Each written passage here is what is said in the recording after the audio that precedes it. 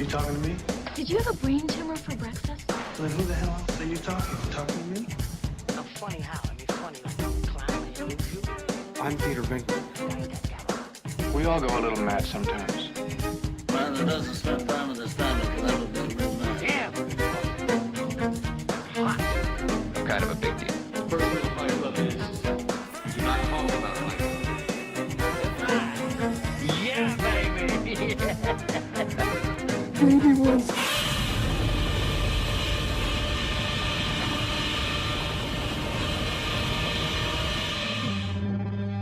You want answers? I think I'm entitled. You want answers? I want the truth! You can't handle the truth! Hello and welcome to Frame by Frame. I am Stephen Radford, and next to me is Andy Lewin. And this is a chance for us to not just talk about films, but to talk about filmmaking as well, or anything that's to do with the films that we love and the films that we're kind of interested in. And, We've just recently watched The Babadook. Oh, we didn't just watch it. Wow. We lived it, man. Oh man, did we? And But before we discuss the film, yes. what really intrigued us was we saw the trailer. Yes. Because I was so impressed by not just the way the trailer's put together, but the feel that it gave me. Where'd you get this? On the shelf. If it's in a word or it's in a look, you can't get rid of the Babadook. A rumbling sound, then 3 sharp knocks. Babadook, duk, duk. That's when you'll know he's around. You'll see him if you look. Nothing bad's gonna happen, Sam. Did he think that about my dad before he died? He sees things as they are, that one. I promised to protect you if you promised to protect me. Oh my God. Did he hurt anyone? The boy has significant behavioral problems. This monster thing has got to stop, all right? It's just a book. It can't hurt you.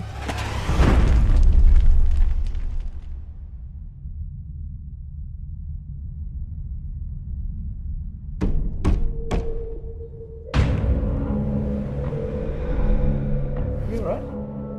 Yeah, no, I'm fine. You don't have to be fine, you know. Just a bit stressed at the moment.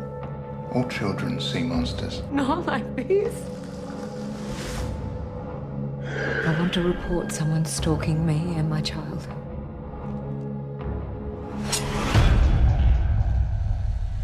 You can't get rid of the Babadook. You can bring me the boy.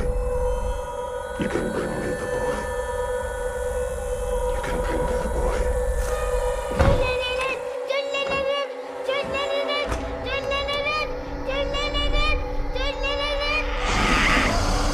What do you want? You're trespassing in my house! I'm sick, Sam. I need help.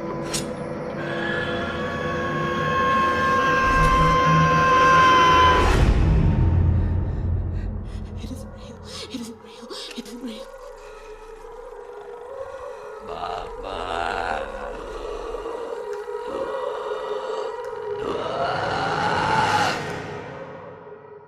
I did notice there was a big difference between the US release trailer and the UK release trailer. The UK release trailer starts off with, and spoilers, with the book arriving on the doorstep. Right. So that's, quite halfway through the film. Yeah, which kind of, in a way, they kind of cheated the UK audience to think that it's a book that just arrived on the doorstep from the very beginning, from the get-go. Right. It was just slightly different, although they kind of use the same tropes as the US trailer, but just that one significant thing kind of... So that's the main difference? Yeah, the main difference. Okay.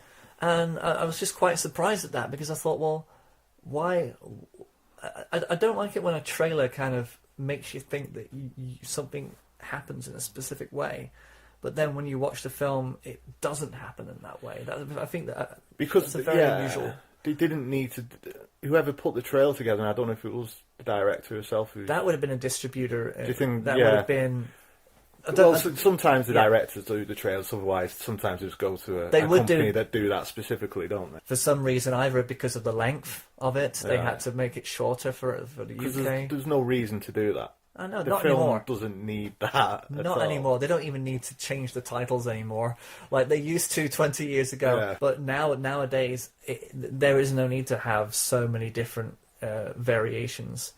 It just so happens that the US trailer is exactly the same as the one in Italy, just with an Italian dub. That's it. Right. So that's exactly the same. Well, one thing I think that's interesting, because I was so impressed with the trailer. It's almost wired into my DNA now to think the film is going to be a complete letdown now. Yeah, that's how I felt, and this is why I thought it's important to talk about this, because I was blown away by the film. That's one of the best horror films I've seen in a long, long time.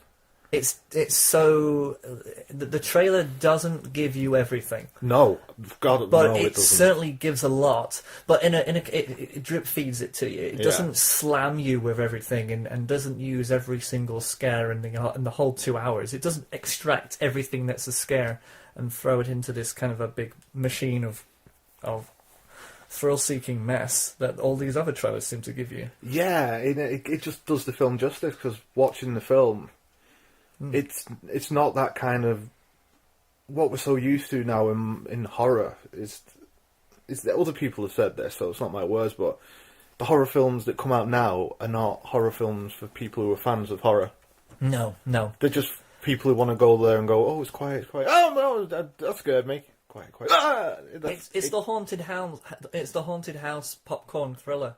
This is just a film that if you let it just gets in you. It gets in under your skin. Yeah, exactly. That's what it's all about. The tingles up the spine moments. The subversion of I know what you expect is going to happen because you've just been drip fed rubbish for the past so long, and that's not what happens. No. What you think's going to happen doesn't happen. Do you know why? Because it's centered around the characters so much more. It follows them in their natural lives. There's humor in it that I didn't expect. Yeah. I mean, the bingo calling and the just all these little things that happen in it that are just building tension that have nothing to do with the Babadook. It's to do with the relationship with the mother and the son. Absolutely. And because it twists halfway through, but for the first, I'd say, third of the movie, she's terrified of her own son, and that's a hard, awful thing to portray. It really opens up the whole idea of domestic abuse, mental abuse, that kind of thing. How easily there are moments where you think she's gonna strike him. Yeah. There's a moment where she's gonna lose it and she's going to harm him more so evil because she is that scared of him, and there is this little telling moment, and it's all in the mannerisms. You know, when the doctor starts prescribing the drug that will help him sleep. Yeah, there's a moment of relief in her eyes. Yeah. You're so with her in that. It's like this moment. You're going to be. I can't believe it. Tonight I'm going to be able to sleep for the first time, and I just can't wait to get these drugs down my kid. Because that's so wrong. It's so wrong, but at that time you just think, good on you. Yeah. What?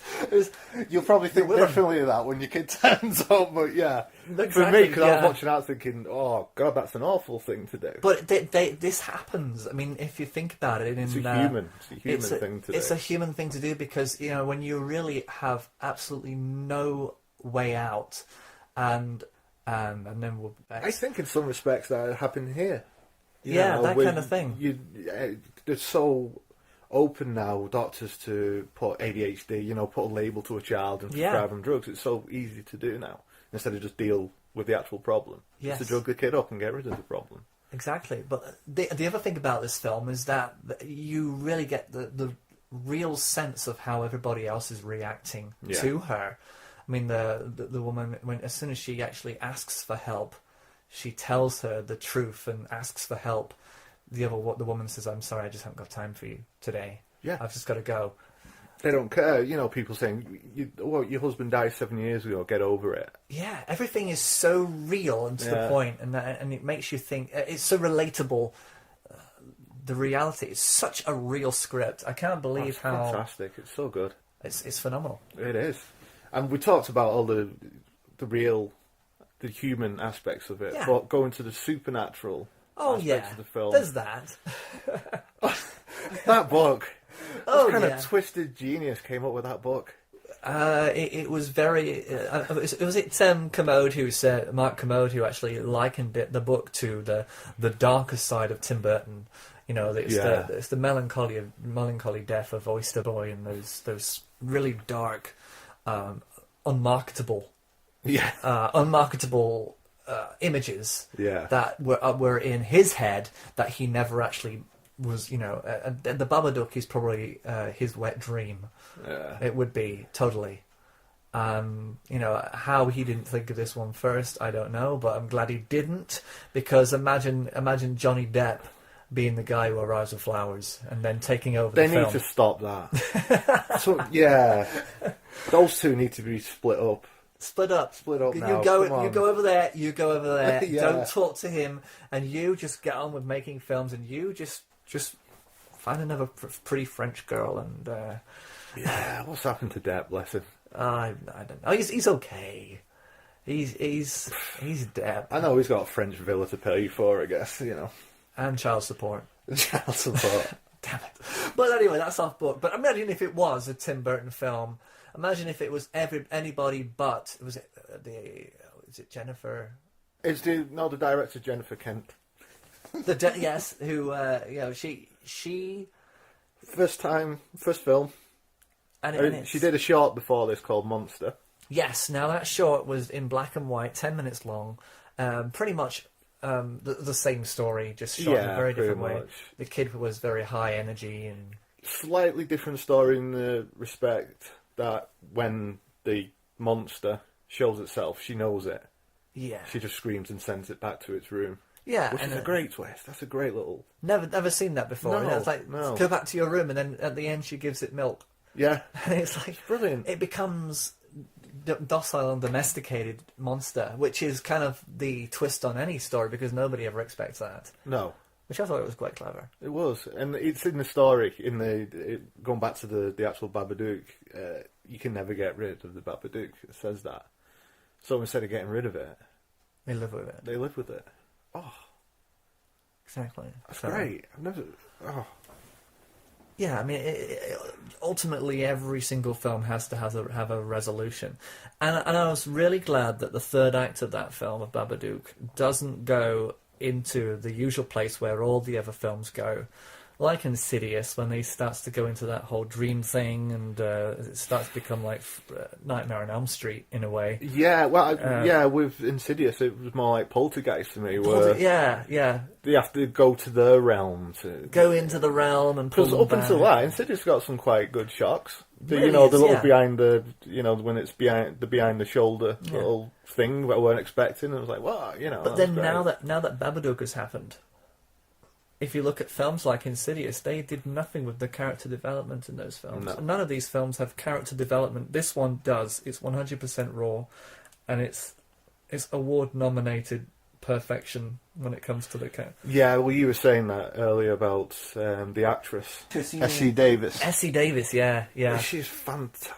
She's done a lot of brilliant. She's done a lot of Australian television. She is quite a veteran. But she reminded me a little bit of Close Encounters, the woman with the little boy.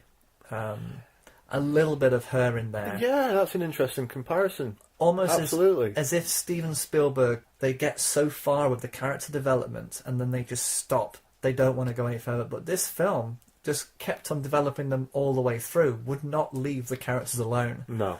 And that's the way it should be. I think that's what's missing in a lot of these films. But then again, if every film was like The Babadook, then... Yeah, exactly. It wouldn't be such a profound movie now, would it? It wouldn't be impressive. Well, because obviously this film actually really had an effect on me with that evening after watching the film. I actually had a nightmare with The Babadook in it. That's not happened to me for a long, long time. Probably since I watched The Exorcist in the cinema when it was re-released. Because I'd seen it before, but seeing it in the cinema affected me again, Yeah.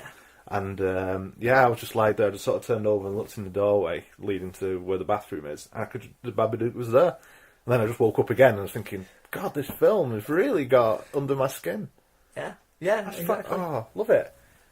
That's the whole point of a movie like this. It's got to stay with you. And really, you do see the Babadook, but you don't really see it. It's never like a true reveal, is it? Well, you know what he looks like because he's in the book. Yeah. But you don't... The kid explains it, you know, he doesn't show himself, he'll scare you first, and then, you know, yeah. And the bond she has between her son in it, because obviously as the film progresses, it goes from her being scared of her son to her son being terrified of her. Because the Babadook sort of gets inside of her, doesn't it? And, which is exactly what but he does not leave her side, he does not waver, you know, he's committed to her, to staying with his mum.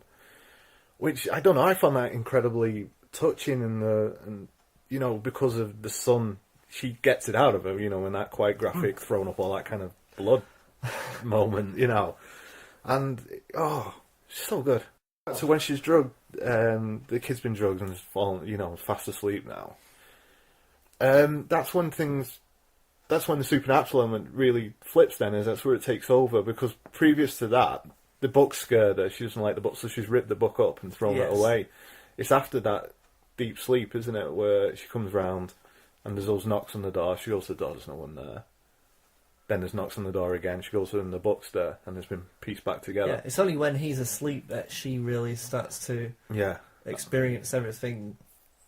But there's something odd about the transition state of her emotion, because the director really focused in on her every moment. That it's almost as if there are no transitions, there are no cuts with this woman's life. Even when she's sleeping, they transition through from night to day. Yeah. In a kind of like it's almost as if they never cut away from her. She's always at the centre. The boy is not. She is at the centre of that movie. And in fact, is she in every frame of that movie? Pretty much, apart from when the kid is interacting with the children, there's not a single moment is left without putting. I mean, a transition of going from night to day could have easily have just been go to sleep, wake up, it's daytime. But instead, she just time lapsed the whole thing in this kind of elegant thing that felt like it felt. I mean, even that felt freaky in itself. Yeah. And that's just using every single moment that she had and pulling something out of it rather than just letting it go as nothing. Transitions can often be quite a thankless thing. We just need to go from there to there. Yeah, they don't. Yeah, but it's a lazy way of getting from one point to another. Yeah, just a cut. But no. She's every single transition is important. Every single sleep that she had, the fact that she can actually have a sleep. The moment that he was drugged, she just slowly, elegantly went into the bed. That's a great shot. We've all felt that when you're exhausted. And you feel like the bed, you just slow motion right into bed and you go to sleep. She came down and she was happy. Yeah. For the first time in the whole film because her son is asleep. It is wrong, but it is so right in that moment. You kind of feel relieved for her. Yeah. There's so much to talk about this film, and I think that it's something that will be a classic. Yeah. I hope they don't make a sequel. They will.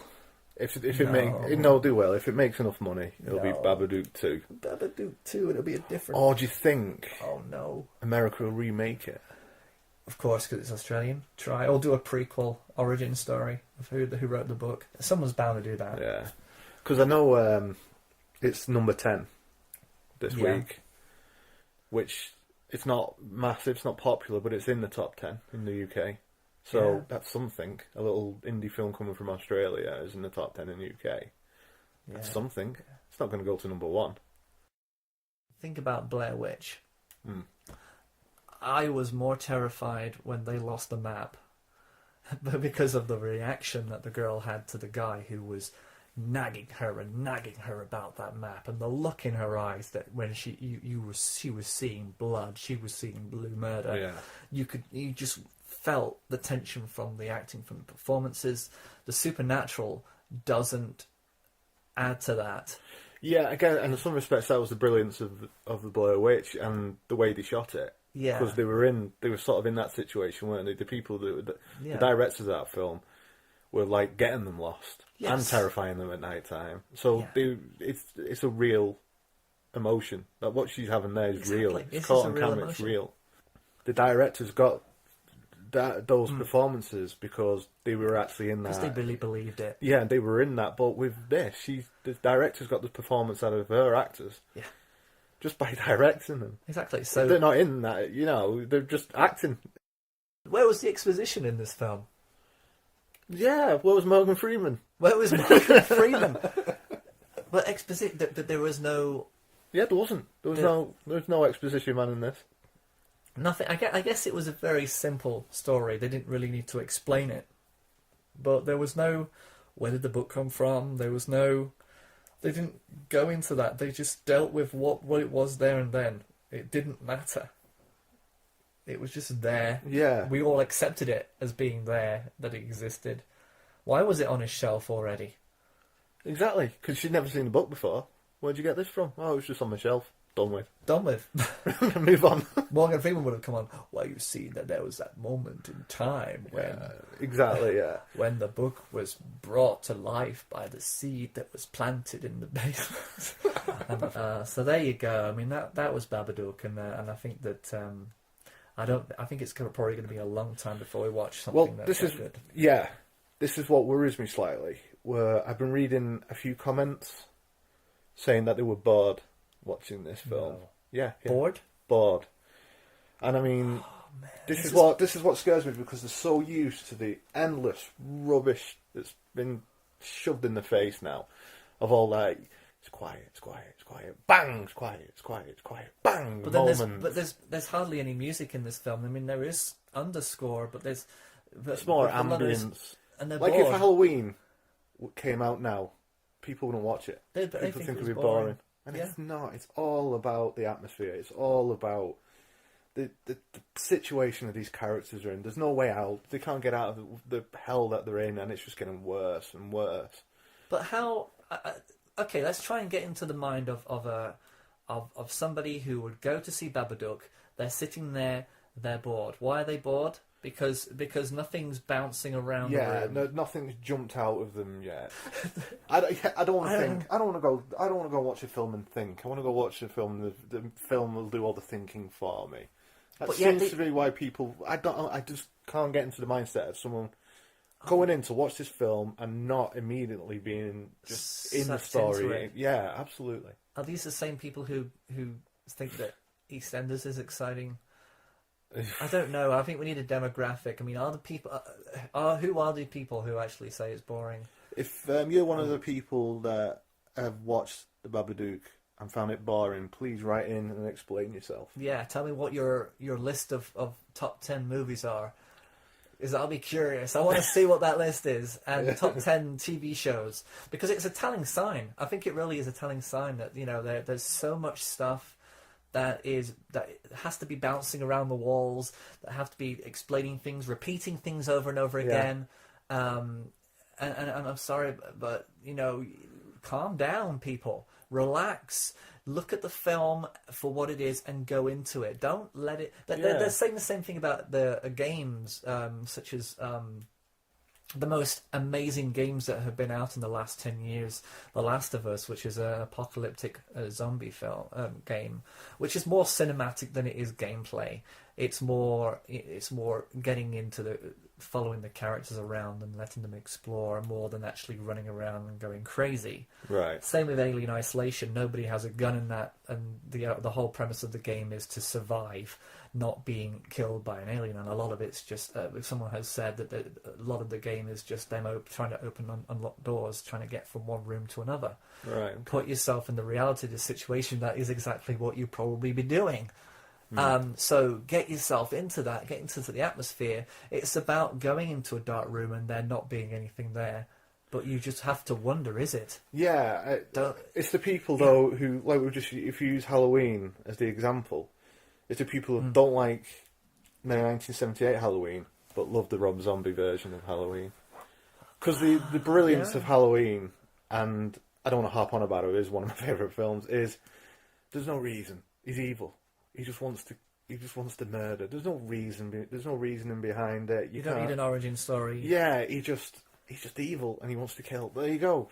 Get on with it. That to me is more terrifying than what Rob Zombie does. Is giving this whole backstory of he was beaten by his father was his arsehole who beat him, and his mum was a junkie, and he's come from this horrible life, and he's It's led the Jeremy into Kyle story, because everybody can relate to an episode of Jeremy Kyle. So they put that into that movie because they have to kind of relate to that idea of him being just like a normal family. Well, those people are wrong, and we are right. Yes. People are not comfortable with experiencing the raw depth of emotion that comes across as an unexpressed thought. Right. People want things to be said, spoken, loudly, expressed, communicated. When a film is basically to them, the film is struggling because it's not communicating to them. Every chance that this woman has in the film to communicate her problem is being ignored and is being led back to a sense of reality that people are uncomfortable with, because they want people to kind of get flighty and get into the supernatural straight away. Again, then it's just a testament to her as a director to be able to have complete control over her own film without worrying about people saying, "Oh no, you should be explaining where this book's come from. Why has this happened? Why can't you get rid of it? Why explain? No. Where did the book come from? Who wrote the book? Can we see him? We want to see the author of the book." Yeah, some crazy guy who puts the hex on a book. I don't know, but you don't need it. You don't need it. Michael Bay does Babadook. Michael Bay Babadook. That would be insane. The masturbation scene would probably still be in it though. Yes, but it would have a guy there watching her. Yeah. It'll be Paul Reiser, who's a window cleaner. Or Matthew Lawrence, who's just there to fix something. Who sees it? You know, they basically would add stuff that would be pointless, that would have nothing to do with the actual plot. Well, anyway, going back to it, the reason obviously we actually spent money and went watching this film is because we were impressed by the trailer. Yeah. Now this led me to think films that you went to see because the trailer was so fantastic, and then the film was a complete disappointment. Yeah, now... Think about that. The first one that sprang to my mind straight away was the 1998 Godzilla. Right, yeah, was that the teaser trailer with the guy who was fishing? Yeah. You know, he was like he's fishing, and and then this big wave starts to form, and then he's had to run away, and the pier that he's on is getting smashed up, and this thing's coming up, and then you just boom, size does matter, and then you just see this eye in front of those other two fishermen just open, it goes off, and I thought, I need to see that film. Yes, that is fantastic, and the film's rubbish. Yeah, because look at that film to see what let it down. They had to have a crazy reporter who had to be in the centre of every single scene, and then you've got all these other extra characters in there who were just simply faces and names to make the film go. Yeah, and of course little dinosaurs. Oh, it was just Jurassic Park. Little dinosaurs. Central Park. It was not Central Park. Where was it? Central Park. Jurassic Park. Yeah. Yeah, it was Jurassic Park. Where did they end up? Madison Square Garden is where they ended up, wasn't it? Oh yes, yeah, Madison Square Park. Yeah, there you go. There you go. Oh, it was a massive misstep because they were on. It was Roland Emmerich and Dean Devlin, weren't they? There was this partnership that couldn't fail. They thought they'd Stargate. Yeah, yeah. I enjoy Stargate. Independence Day is a guilty pleasure for me. I think it's still. I know it's a bit popcorn-tastic, but it is. But do you know what? That is shamelessly. It doesn't try to be anything more or less. No, it doesn't. No. Okay, so going off these films, yeah. What's something that's definitely close to your heart? The Prometheus, the trailer to the film. Trailer to the film. The trailer was the trailer reeks of Alien, doesn't it? Yeah, because it had the same thing. Yeah, the words very slowly. Yeah, and it builds tension and. Yeah, it had to do the same because that's what everybody who's a fan of the original, they could get away with that for the trailer, but they still need to have that in the movie. They didn't sell that in the movie. I can't get over Prometheus because of the typical get a group of people together. I mean, we can talk about the Alien films as a whole series of unqualified idiots brought together on a mission of highest importance, just get slaughtered. Yeah, I think the Alien films are something we should discuss in another podcast. Definitely, because that is a big but exclusively thinking of the Prometheus trailer and how excited I was from seeing that. Yeah, to being disappointed after watching the film.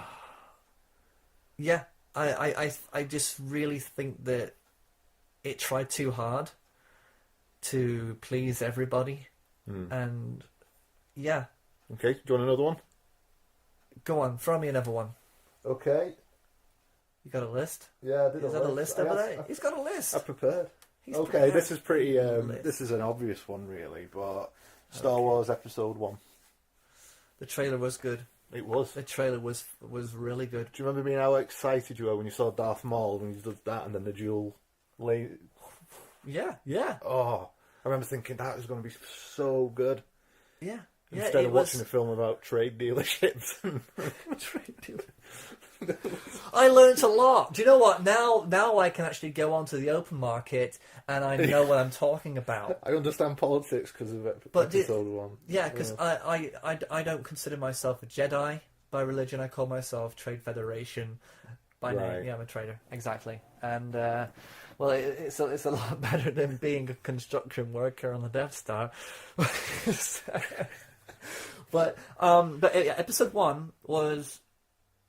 Because the film is dreadful, absolutely dreadful. But the when trailer was you quite watched exciting. When you watched it the first time, before the whole culture of hating Star Wars Episode 1, was it as bad as it was until if you watched it now with this whole planetary hatred of a film and a culture that is just destroyed it? Would you look at it differently now than you would do if you'd have watched it without the internet, without when I watched it going into it cold when I first watched it. Yeah, I was lucky enough to do that. The internet wasn't as massive as it is now back then. Like, because how long was it? About 15 years ago. 1997, I think. Right, roughly. I remember because when I was so excited, obviously, and there was no feeling in the world of what coming on the screen. It just comes out a long time in a galaxy far, far away. Yeah, nothing else can give you that feeling. It hits you, and you're like, oh, I'm going to watch a Star Wars film. It's exciting. Yeah.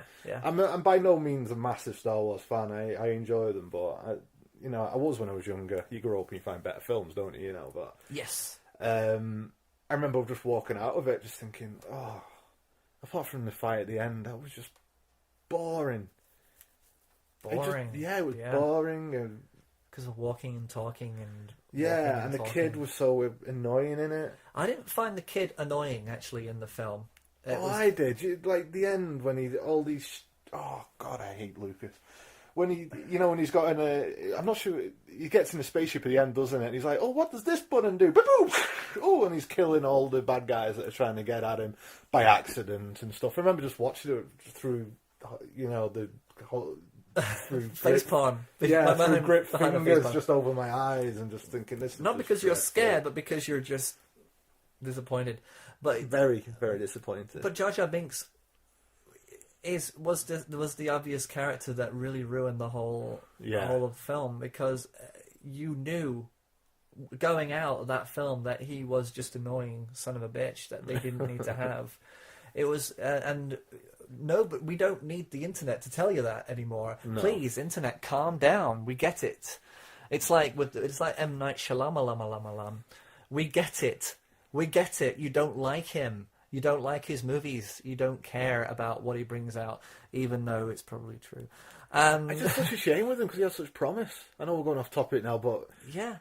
Sixth Sense is a great. I enjoyed that. We're still on topic. We're completely on topic because it's about it's also about the trailers. I mean, if you looked at the trailer for Lady in the Water, Lady in the Lake, is it? Or Lady in the Lake, Water. Lady in the Water. You see, even the title doesn't really matter anymore. I mean, it's just the trailer itself was quite a disappointing trailer because it really didn't it sold you the idea of a woman living in somebody's pool, and that there was a magical. Listen.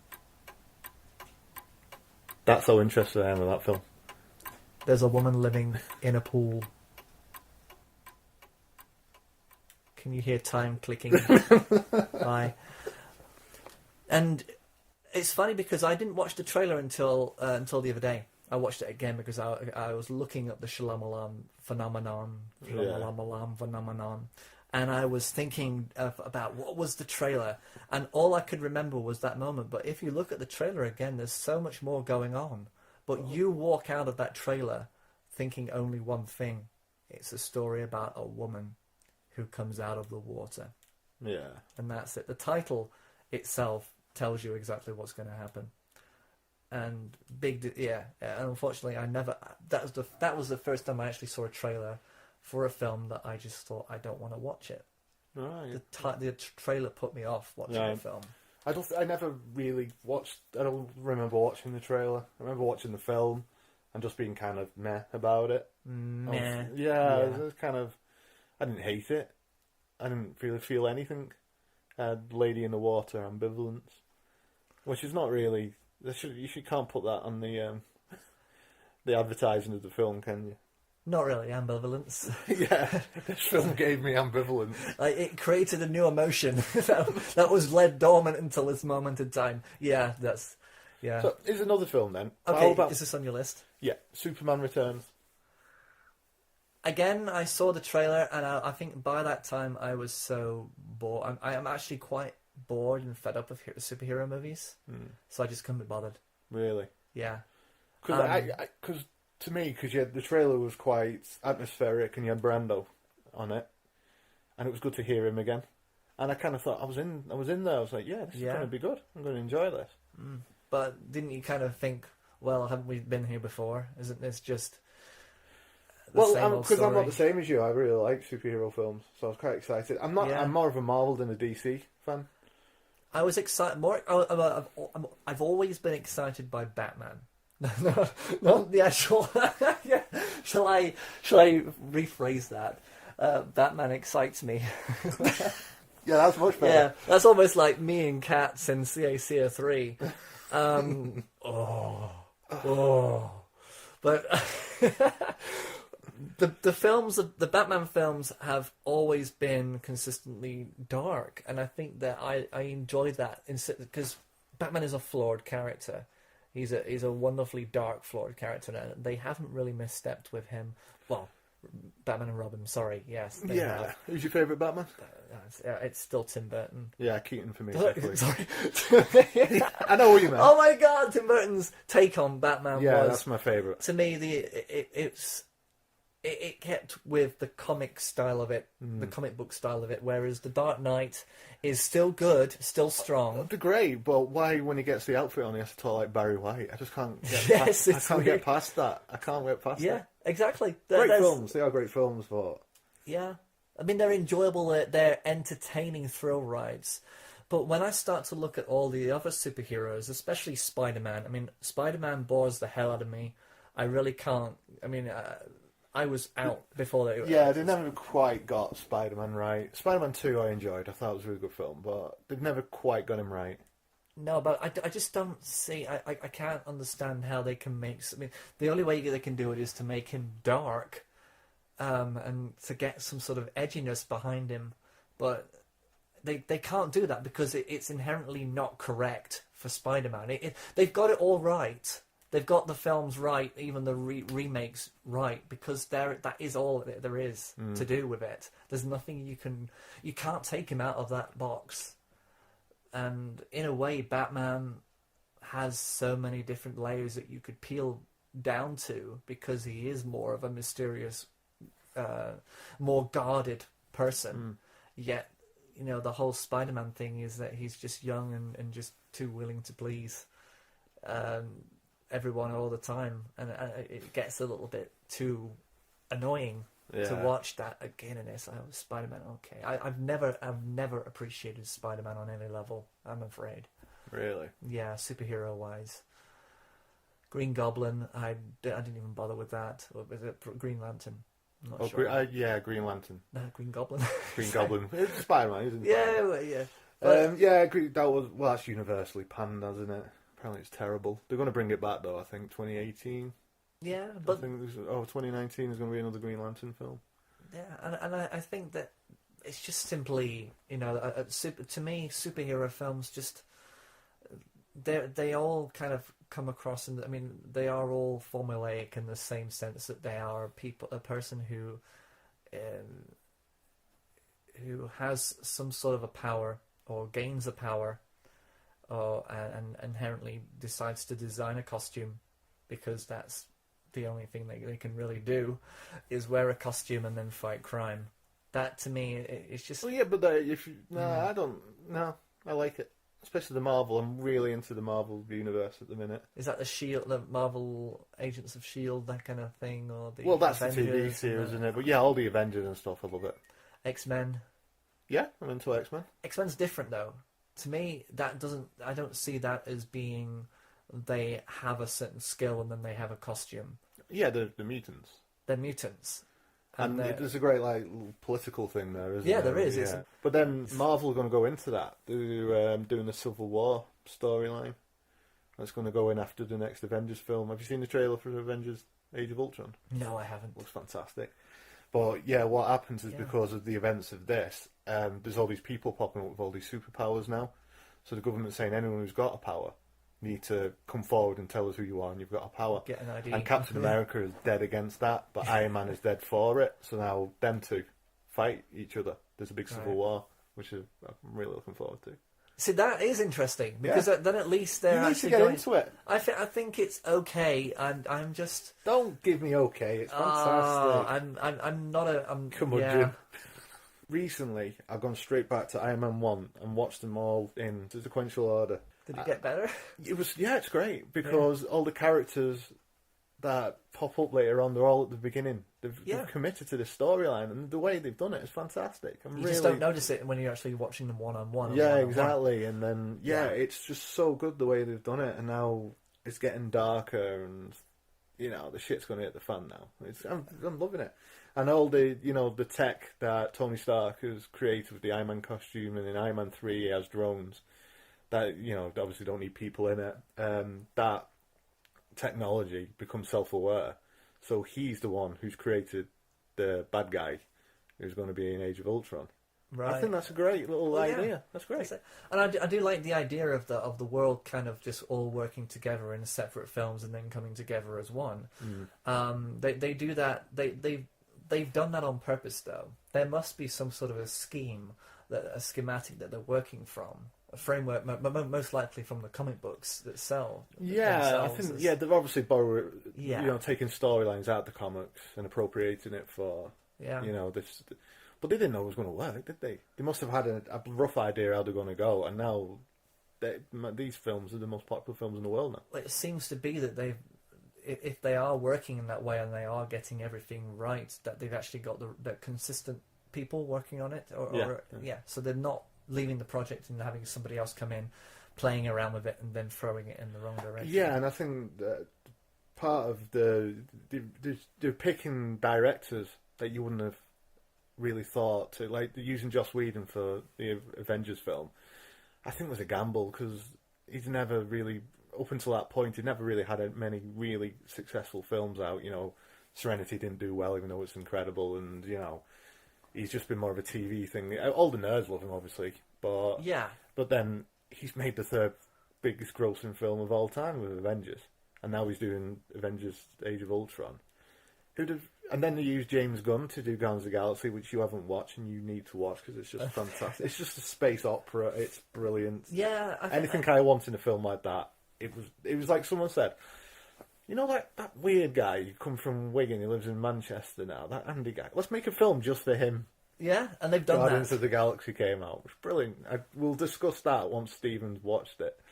Maybe I need to actually go on a vision quest. to basically go through every single one of them. I mean, I did watch the Captain America film, and I did enjoy that. The first one. The one where he's a little weedy man and then grows into a big puffy man. And I did enjoy that. I did get that. And that was actually the science nice behind the character. He turns into a big puffy man. Cause, yeah, that's what Stark said. Yeah, push this button, make him puffy. It's what it said on the button. Puffy button. But I thought that was really clever, and I did enjoy that. But I think it's because it's the type of film that I'm not naturally drawn to. I'm more into the more grim art house kind of film. I'm very so am I. There's something very art house about a lot of these films. Maybe I'm missing the point. Yeah, you will. I'm missing you are, yeah, because I know you very well, and these are films that I know you should love. They are. Like, you saying them, like the reason that in the first one he makes an Iron Man costume is because, have you seen the first Iron Man? Yes. He gets captured and forced to build weapons, his own weapons, to send back over, because then there's all this, his...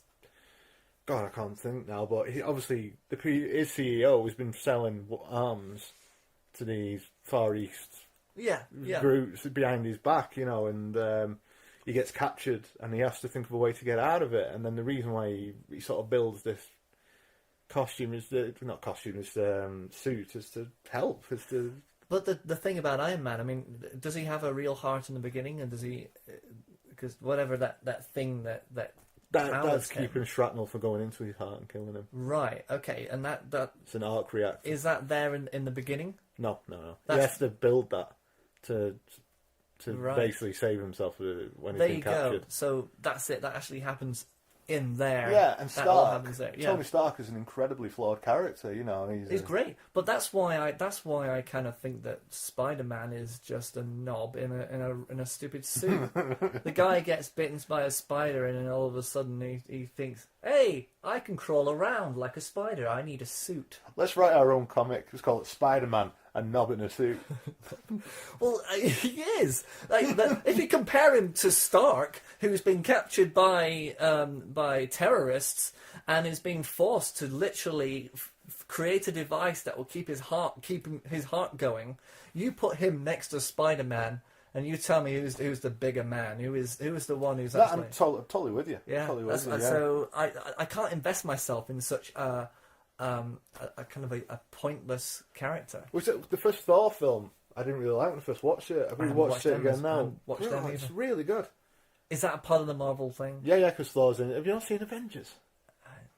Oh my god! Is that the one with Diana Rigg? Yeah, that's it. Yeah, Steed. And Steed? Yeah. No. Yeah, Izzard was in that, wasn't he? He played one of the villains. Anyway, we're going off. But watch it. I'm telling you, because the brilliance of Joss Whedon's scripts, especially in that, and the things you love most is subversive scripts, isn't it? It is. And everything about it is subversive. You see something, it's a cliche. I've seen that. Oh no, it's not going to do that. It's full of that. When I've got a chance, hopefully in the near future, I will get a list of all these movies, and I'll just run them through. You could even be here if you needed to be, just to kind of guide me through in case I get lost in them. Yeah. But we'll watch them all, and then we'll do a podcast, and then we'll see how my opinion has shifted. I think that's a good point to finish this one, I think. Yeah. So there is a mission ahead. It might not be the next podcast. It might be... No, we don't know what we'll talk about in the next one, but we'll figure something out. So the Babadook, go watch it. It's fantastic, unbelievably brilliant. And please, we need to end this podcast, because if we go on, we're going to start talking about it again, and it's just... I'm just happy. I'm just happy. Liquid storage bags! You will never get caught short again, thanks to liquid storage bags! Here you get 8, that's right, 8 bags in which you can store your very own liquid items. Bags are sold separately, liquid not included.